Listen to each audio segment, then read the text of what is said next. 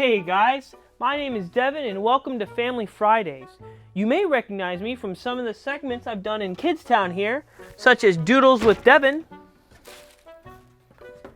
Chip the Cheerleader, or possibly, if you remember a while back, various Bible characters in last year's VBS here at Rocky Railway. Or in every crazy game my mom has thought of that required a big guy being embarrassed. Yeah, that's right. Miss Janine is my mom, and I've helped with a lot of things here in Kidstown. Heck, you might even say I kind of grew up here in Kidstown. But there's one thing I have never done before. I have never been the teacher.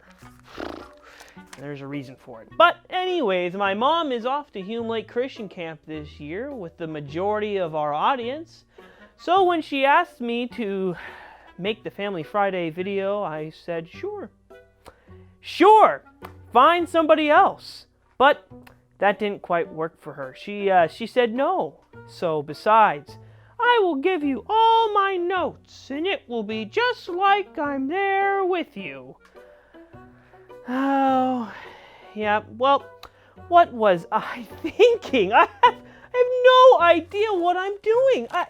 I mean, then I see what the theme is confidence? What kind of cruel joke is this? I mean, really, it's just, I feel like I'm being set up here, but that's besides the point. The last thing I feel right now is confident. Surely she could have found someone maybe a little bit more polished, professional, and then maybe a little bit more adult than me. Okay, David. All right, pull yourself together. You have the notes here. Let's see. Welcome to Family Friday. My name is Devan. Miss Janine. Blah blah blah. Where's Stan? Anyways, share the life app. Okay, here's how we are defining confidence this month, boys and girls. Confidence. Go to the life app here. Okay, confidence is learning to see yourself in the way that God sees you. Guess I never really thought about it that way before. Oh, and I think there's another thing here I'm supposed to share with you. The monthly verse. All right, well, let's get that on the screen and give it a shot. I remain confident of this. I will see the goodness of the Lord in the land of the living. Psalm 27:13. Land of the living. Brandon, is that like a movie we've seen before? Maybe a skit here? No? Maybe I'm just, well, shocker, I didn't know something. Anyways, I guess the land of the living would be where people are, I guess, alive. At this time, I have some fun worship videos to show you guys, so let's get on our feet and let's have fun jumping around and singing to God together. Growing up in Kidstown, I listened to a band called Audio Adrenaline, who is not around anymore, but this was one of my favorite songs, so why don't you join in here and we'll have fun together.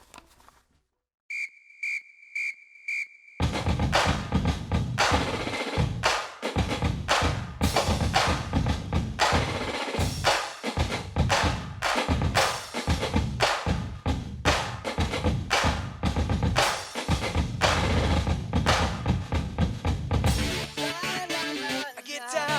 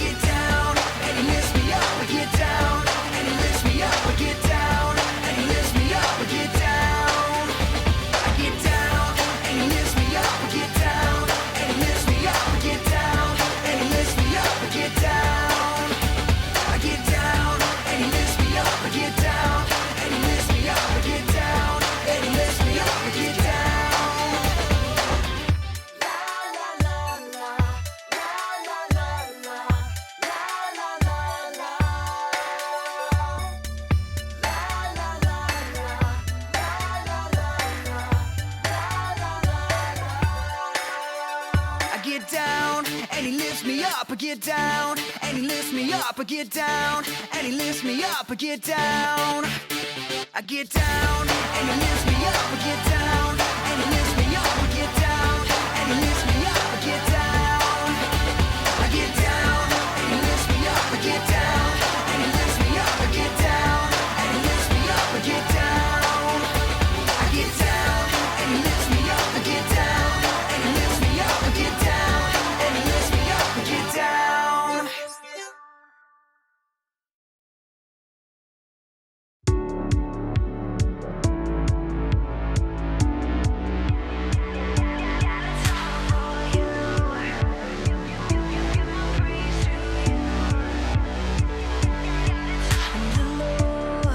Is my strength and my shield, and I will trust him through anything. He's my helper, and the Lord is my strength and my shield, and I will trust him through anything. He's my helper. I'm never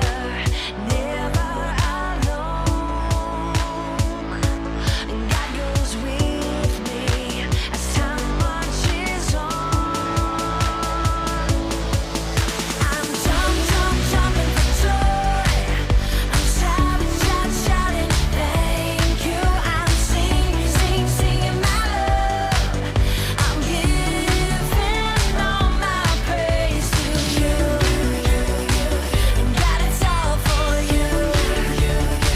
I give my praise to you. God, it's all for you. And the Lord is my strength and my shield, and I will trust him through anything. He's my helper.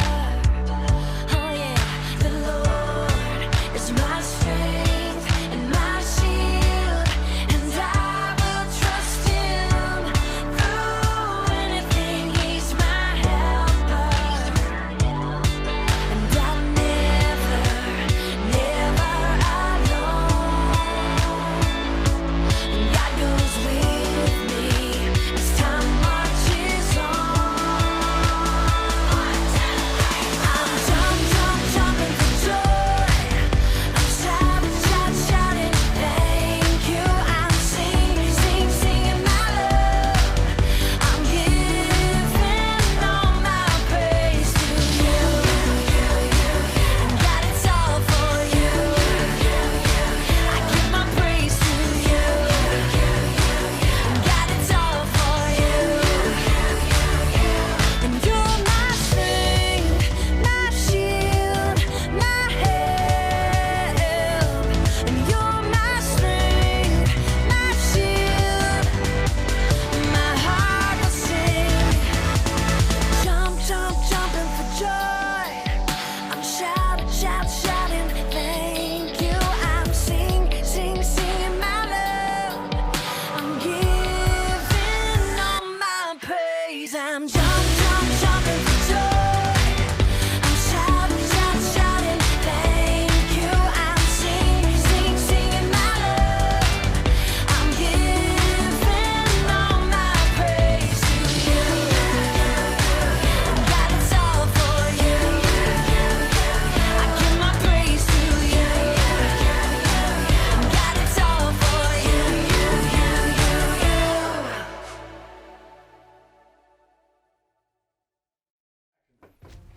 Hey guys, I'm feeling much better after all that jumping around, and I've even added my Superman cape to help me feel ready for this. Superhero stuff is cool, but let me ask you this. Have you ever seen a show or a movie with a superhero and thought, of course that person has confidence. Look at them, they're literal superheroes. I mean, their arms are bigger than my head, and they have muscles on their left pinky that are more than my body. Oh, when you're big and strong like Thor or the Hulk, being a superhero doesn't seem that's all that hard. And that's why I'm thankful for the stories about underdogs like Peter Parker or even maybe Steve Rogers. You know, they're kind of strange, awkward, maybe even small, picked on, overlooked, but then something extraordinary happens that no one expected. Sure, it may take a radioactive spider bite, but those are just details. I love underdog stories. I love to see what others do what seems to be out of reach. And a lot of times we can relate them more than actual superheroes. But it makes me wonder, can real life underdogs succeed, or is that just in the movies and cheap Hollywood? Chances are high that we'll never get bitten by a radioactive spider and end up with superhuman strength and spider sense, as sad as that is. What I'm feeling like an underdog winning might feel more than just out of reach. It may even feel completely impossible. So what then? How can we move forward with confidence when we can't guarantee we'll succeed? Well, that's a great question. Remember, when you have a big question about life, the best place to check first is the Bible. And today's story is so epic. Epic in every way. It's about someone who had a little bit of trouble feeling confident, kind of like me right now, even though God was right there by his side. His name is Gideon, and we'll find his story in the Old Testament book of Judges. Pretty dark time in the nation of Israel. It was a time when God's people often turned away from God and soon found their enemies surrounding them. The people of Israel would then cry out to God, and he would send a deliverer to rescue them, and it all just kind of happened over and over again. There was a wicked nation called Midian that had become a real problem. So bad that God's people were even hiding in caves and holes in the mountains. Every time God's people came out of hiding, the Midianites would attack them. So God chose an Israelite named Gideon to lead the charge against them. Check this out. So in Judges chapter 6, we find our guy Gideon threshing wheat in a wine press. Now that's kind of weird. Why would a guy be beating the grains off of wheat stalks in a place where you usually make wine? Well, because he was trying to hide the wheat from the Midianites who came to steal all the people's food. And while he was there, he was praying, God, please help us and defend us from these horrible Midianites. The Bible tells us that the angel of the Lord came and sat down under an oak tree and listened to Gideon. Then he appeared to him, probably scared him half to death. Here's what he said. Mighty warrior, the Lord is with you. Mighty warrior? Okay, hold on, wait. Gideon hadn't actually done anything yet. He was only a farm kid, not a warrior. He probably thought God had the wrong guy. But, curious like all of us, he decided to ask a few questions. If God is with us, why is all of this happening with the Midianites? And this is the response he got. You are strong. Go and save Israel from the power of Midian. I am sending you. Pardon me, sir, but how can I possibly save Israel? My family is the weakest in the tribe of Manasseh, and I'm the least important member of my family. Well, must be somebody better for this, right? Maybe some kind of superhero? But God said to Gideon, nope, you're the one I've chosen. Don't worry, I'll be with you. This feels awfully familiar. The Lord told him, I will be with you, and you will strike down all the Midianites at once. So he asked another question, probably because he wanted to make sure this wasn't one of those, weird dreams. Can you show me a sign so I really know it's really you talking to me? So God was kind to Gideon and proved to him several different ways that it is really him. Moving on to the even crazier part of the story. Now, Israel had an army of about 32,000 men. That's quite the army, right? Well, not compared to the Midianite army. They were clearly bigger and stronger. Israel will need every last soldier in this battle. And that's what made God said next so unbelievable. Let's go to the battlefield now. Yes, God, Gideon here. I want to hand Midian over to you, but you have too many men for me to do that. Then Israel might brag. Announce to the army and tell them, those who tremble can fear and turn back. Too many guys? They can go home if they're scared? Does that include me? No, okay, all right, I'm sorry. Okay, are you sure? Because, I was thinking, okay, all right, you're right. I mean, you're a God, so, you're right. I'm wrong. I'm sorry. So let me ask you, how many people do you think were left? Well, it says that 22,000 men left the army, leaving only 10,000 men? Oh my God, had God seen the army there about to face? Cutting the soldiers down by half must have seemed insane. But the Lord wasn't even finished yet. Yes, God, Gideon here. Yeah, Gideon, here's the thing. There are still too many guys in the army, and I need you to cut it down a bit more. Too many men? Cut it down more. Are you sure? Yeah, that's right. Take the guy down to the water's edge to get a drink of water. It's hot and thirsty out there. Now pay attention to how the men drink the water. They drink the water the way dogs do, bringing the water up to their mouths and lapping up with their tongues. Keep those guys, but the ones who just stick their heads out in the water and get a drink, let those guys go home. Gideon watched closely, and most of the men leaned down and stuck their heads into the water to drink. Only about 300 of them brought the water up to their mouths. God told Gideon to keep those guys and send the other 9,700 home? Gideon must have been stunned. But then the Lord commanded he only keep 300 men. He then went back to sleep, hoping that the Lord would show up in a big way the next morning. That night, God spoke to Gideon again. He told Gideon to go quietly down to the Midianite camp in the darkness and listen to what the people are saying. Then he wouldn't be afraid to attack. Gideon crept down close to camp and caught a hushed piece of conversation between two men. One of the men had a really odd dream. I had a dream. A round of loaf barley bread came rolling into the camp of Midian. It hit a tent with great force. The tent turned over and fell down flat. That can be the only story of Gideon, the son of Joash. Gideon is from Israel. God has handed down the Midianites over to him, and he has given him the whole camp. Wait, these people knew Gideon's name? And they also knew that God was with them? Gideon felt a sudden rush of confidence. He bowed to worship God, and then he hurried back to the camp and woke up his men. He followed God's directions and gave each one a semi-automatic rifle, hand grenades, a machete, and... oh, what he actually gave them was a trumpet, a torch, and a jar. And then he told them to surround the Midianite camp. You see, God was going a lot of trouble to prove that everyone, and the only way these Israelites would defeat the enemy was because of him. God was the only one who would win the war. And here's how it went down. All right, man, listen up here. Now, this is going to be our plan, all right?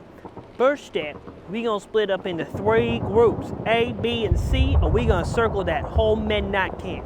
When you hear my personnel blowing their trumpets, you going to be blowing your trumpets too. And you going to stand up, and you going to shout, "A sword for the Lord and Gideon," as loud as you can. Now you go, go, go, go, go! The Midianites were completely shocked and confused. The Bible tells us that God confused them and they started to fight each other. They ran away crying out in fear. Gideon and the Israelites had won the battle.